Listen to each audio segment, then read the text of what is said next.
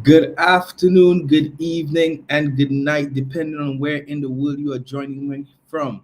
I am Illuminati, and this is the Crypto and Cognac Podcast Show, as always, live every Thursday, 7 p.m. Atlantic Standard Time, sharp, right here on YouTube, Crypto Caribbean TV.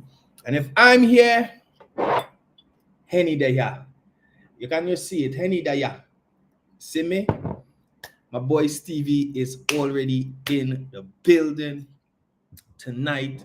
And maybe for the rest of the carnival season, I will be having some Hennessy VSOP in my Spirit of Carnival Hennessy Tumbler 2025 Carnival version. And as always, guys, drink, drive, and degen responsibly, right?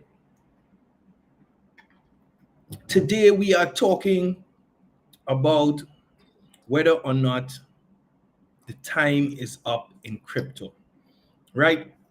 We have seen a pullback in the last couple of weeks, and everybody is wondering if this thing is over, if it's too late for me. Am I still going to be able to get into Bitcoin, get into crypto as a successful investment opportunity? Am I still early for those who want to participate for the first time? And so I decided, since that's the kind of question I've been getting recently, I was going to address it, right? But before we get into it, as always, like Steven says, we have to do the housekeeping. This is not a financial advisory podcast. I am not a financial advisor. This is all for information, conversation, and education, and sometimes some edutainment, right? You share with me, I share with you, and hopefully on the other side of it, we are a little bit wiser, a little bit more knowledgeable, a little bit more aware. Of course, do your own research. Of course, do not invest more than you can afford to lose. Of course, may not tell you what to do, right? I'm just sharing with you, right, in terms of how, why, when, and my perspectives in terms of where this crazy cryptic world of cryptocurrency is, where it's going, and so forth and so forth, right? So over the past 15 years, we're in 2025, Bitcoin kind of came into being in 2009 into 2010. And over the last 15 years, the cryptocurrency industry has evolved from what many would call an obscure technological experiment, right? That crazy magic internet nerd money, into a multi-trillion dollar asset class, right? Currently, the market cap of the entire crypto industry stands at over $3 trillion. I think we're cruising up to maybe 4 trillion. Let me check live and in living color. Where we there? Yeah, 3.3 trillion, right? And today, we stand, I think, at a pivotal crossroad in the development of cryptocurrency, where retail investors, institutional giants, and even governments are increasingly adopting digital assets, right? Now, retail investors have always been the backbone of Bitcoin growth and cryptocurrency growth by extension, right? And as at January 2025, we have millions worldwide, maybe 400, just about 400 million people worldwide, it is assumed, have already adopted cryptocurrency, right? But in a world of 8 billion people, that is a very, very small number, right?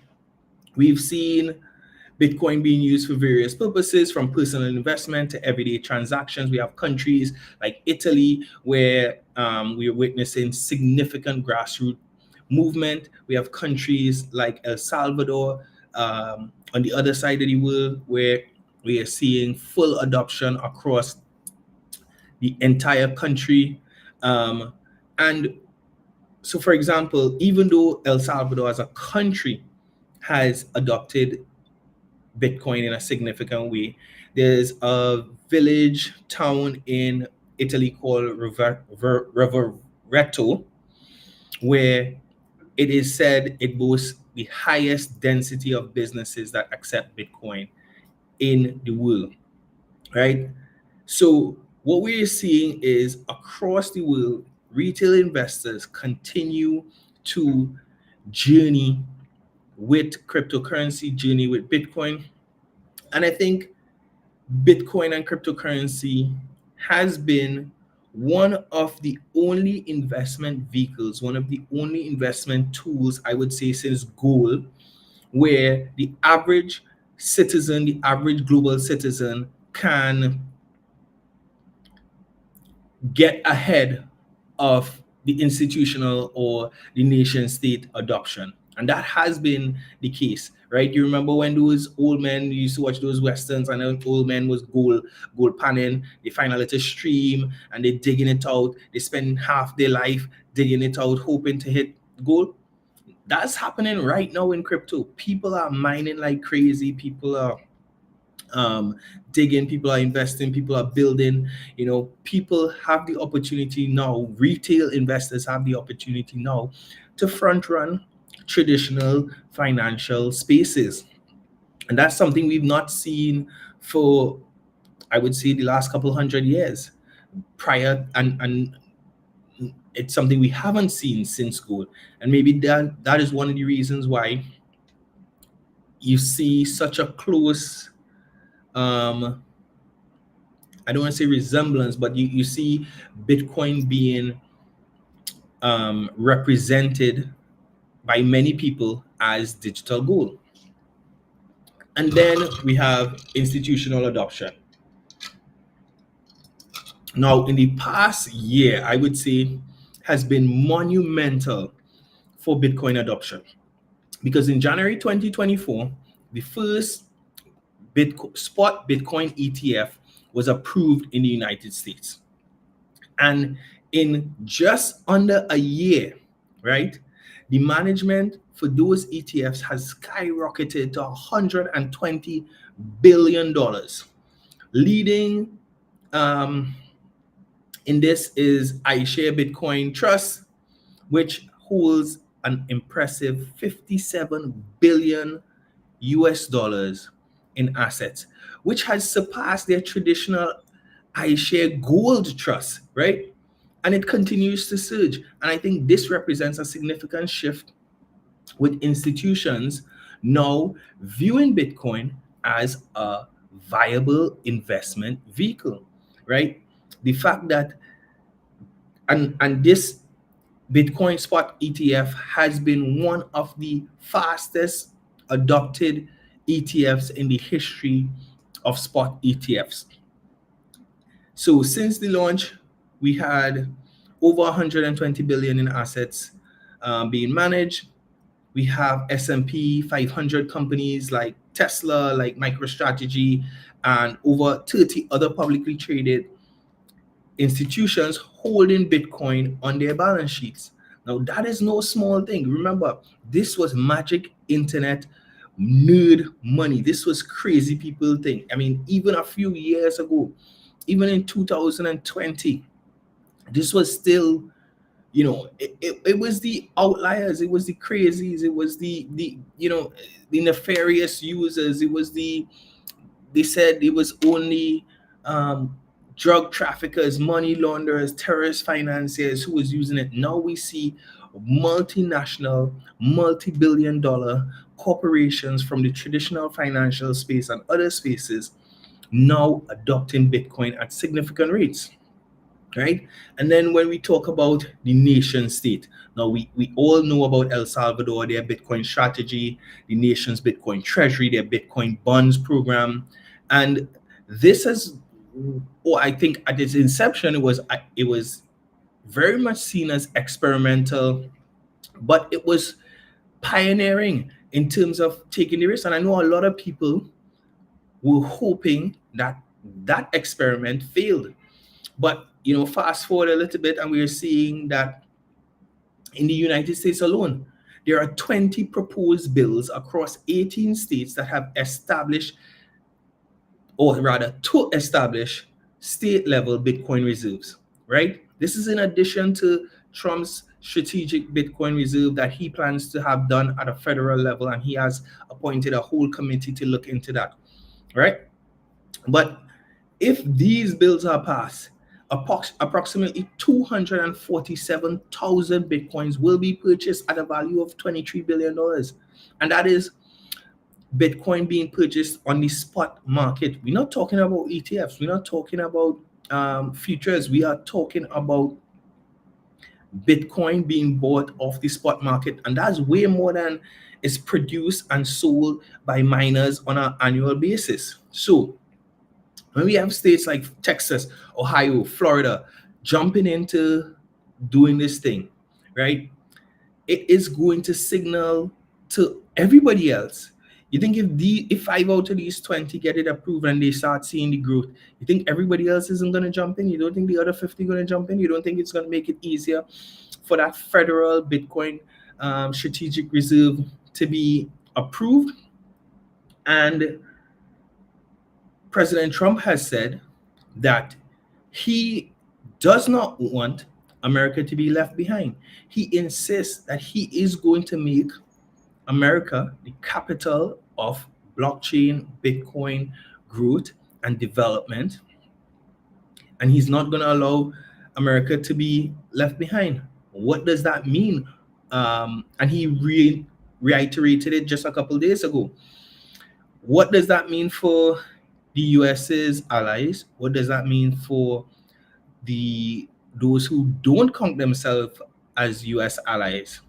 We are going to see an arms race like never before. And remember, 21 million, that's it. Have no more, right? And we already seen a global policy shift as far as other nations. We're seeing the United Arab Emirates changing their posturing on crypto. Singapore, Switzerland, Hong Kong, China even, right? And America wants to challenge London and Hong Kong and those other places that have traditionally been the hubs for finance in the world, Switzerland even. And they want to bring it home. What does that mean for demand when all it takes is one little snowballing? All it takes is one little snowball. So for me, looking forward, I don't think that we have any signs of the momentum slowing down. I think 2025 is going to be a pivotal year. I think because what President Trump has done, even though he's done a lot of other things that have distracted from this core mission, I think he's already opened the gates. He's already opened the floodgates, and we're going to see nation state adoption. We're going to see financial institutions like banks, hedge funds and stuff start participating in a more significant way, especially as this new posturing, especially as this new policy shift creates regulatory clarity across the world. And that is what I think is keeping a lot of people who have significant interest in participating in this space, because there isn't that regulatory clarity or that regulatory certainty around it. A lot of people are standing on the sidelines. What happens when that is present, right? Forget about even all the reserves and all these strategic funds and all these kind of thing. Just regulatory clarity alone, right? And what I would say is, for those of you who are still questioning, I'm going to kind of get back where I started. Bitcoin, crypto industry is only 15 years old. It is still very much in its formative years. And that is why I think, we need to give it and ourselves and everyone around it a little bit of grace. Of course, there are going to be people who have nefarious intentions. Of course, they're going to be wrongdoers. There are wrongdoers everywhere, from the Catholic Church to the kindergarten down the road to the bank on your corner, to the police service, to the army. Anywhere you look, there are bad people.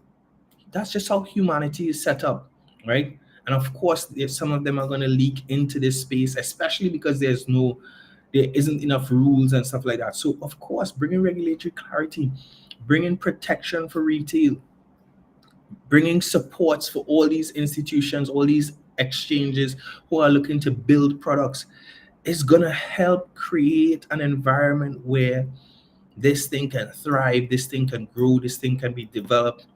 And obviously, there are opportunities, as with every single investment vehicle. The early adopters always benefit most from the opportunity, right? I mean, we saw it with gold, we saw it with land, we saw it with, Apple stocks, everything. If you get in early enough, if you have that conviction and you hold for the long term, not the people who are trying to operate like a casino where you buy today and you're hoping to be a millionaire by yesterday, that's madness, right? I think we are going to continually see growth. We're going to see opportunities. We're going to see more and more potential be realized.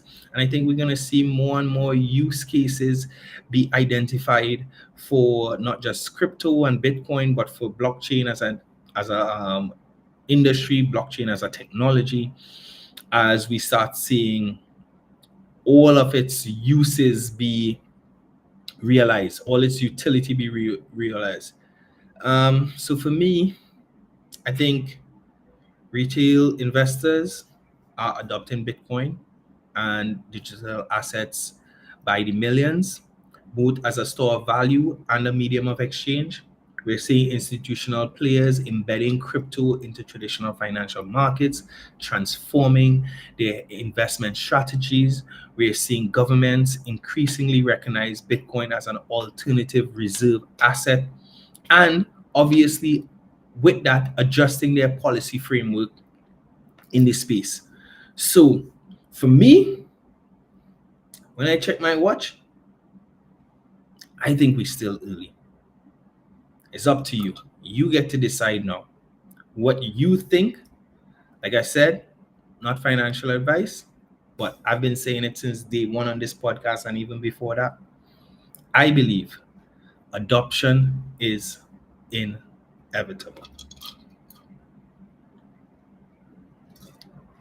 So, what you're going to do with that information, that's up to you.